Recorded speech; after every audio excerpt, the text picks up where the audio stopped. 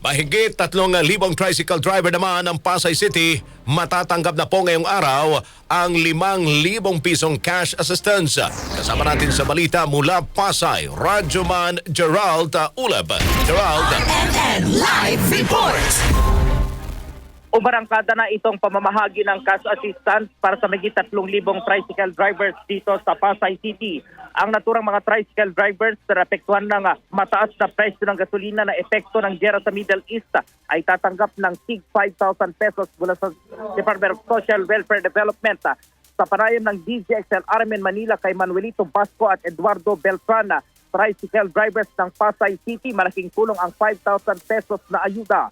Pwede na anya nilang gamitin ito sa isang buwang pamamasada. Pero sakaling magtagal pa ang giyera sa Middle East at lalo pang sisipa ang presyo ng petrolyo, ay posibleng kulangin ang 5,000 pesos. Sa sandaling mangyari yon, may hirit sila Tatay Manuelito at Eduardo sa pamahalaan.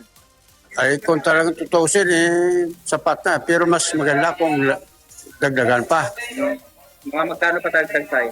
Ay depende sa kaya ng gobyerno.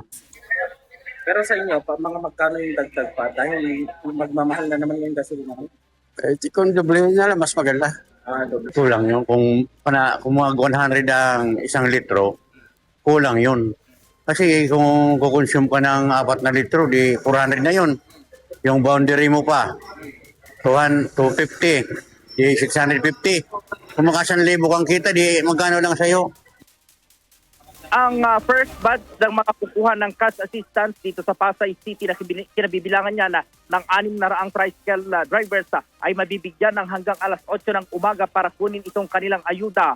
Kada 2 oras naman ay 600 tricycle drivers ang makakakuha ng assistance hanggang sa mabigyan ang lahat.